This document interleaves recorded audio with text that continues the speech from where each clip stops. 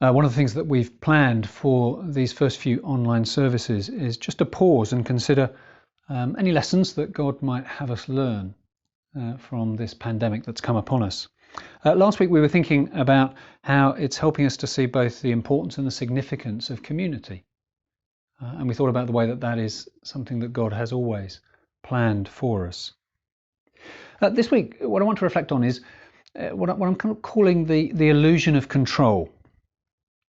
You'll see what I mean.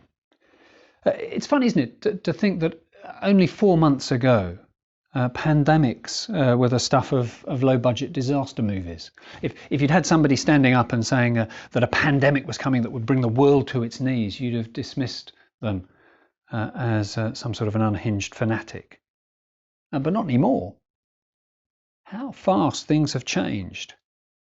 The first confirmed case of COVID-19 was only identified on the 1st of December last year. By New Year's Eve, there were enough cases for the Chinese health authorities to launch an investigation. Just 1 month later, the WHO declared a public health emergency of international concern, and by the 11th of March, that had become a pandemic. Just 3 short months, and this virus has changed everything. And the striking thing is the way in which we have seemed powerless to do anything about it. And I think that disturbs us. We're not used to finding ourselves powerless. We're not used to feeling as if things are out of our control, at least not here in the West. We're so used to controlling things. We control our diary. We schedule things whenever we want them.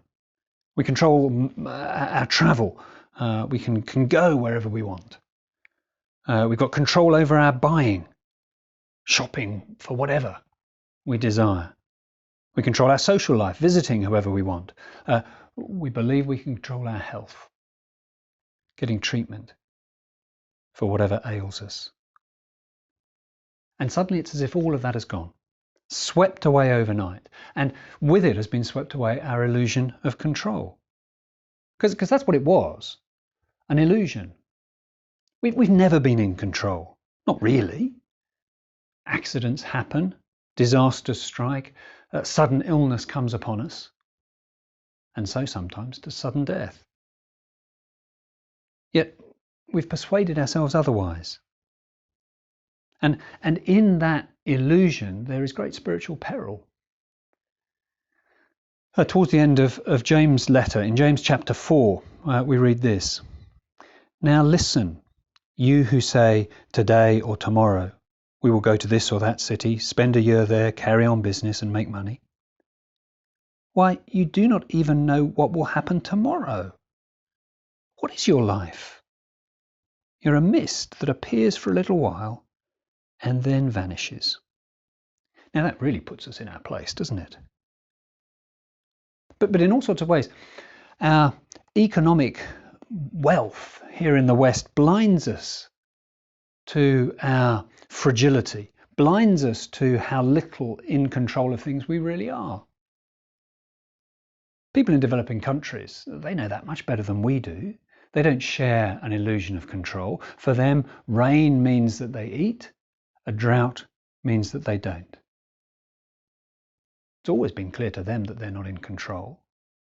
And now it's become clear to us. And perhaps among all of the negatives, and there are very great negatives, maybe this is one positive, that we are seeing this reality with new eyes. Did you notice how the reading from Luke began?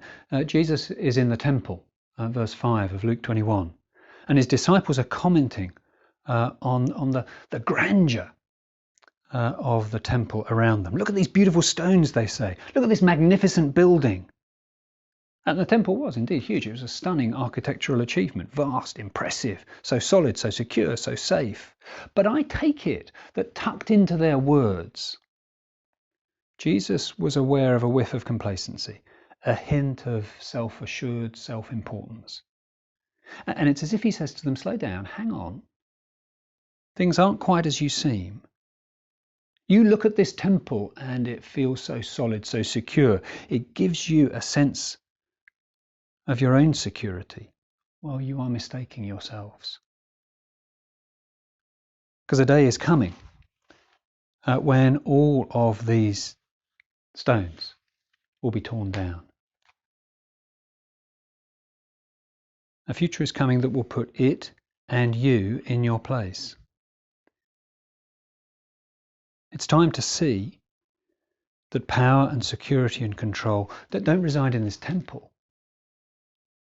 No, they reside in another.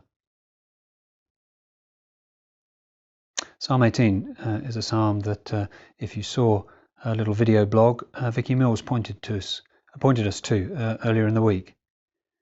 And it's a psalm that reminds us that real security isn't to be found in the stones, the rocks of a physical temple. No, real security is to be found in a person. Listen to the beginning of Psalm 18.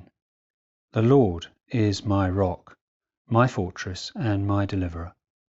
My God is my rock, in whom I take refuge, my shield and the horn of my salvation, my stronghold. Jesus urges us to set aside our illusion of control and return to Him, the one who is truly sovereign.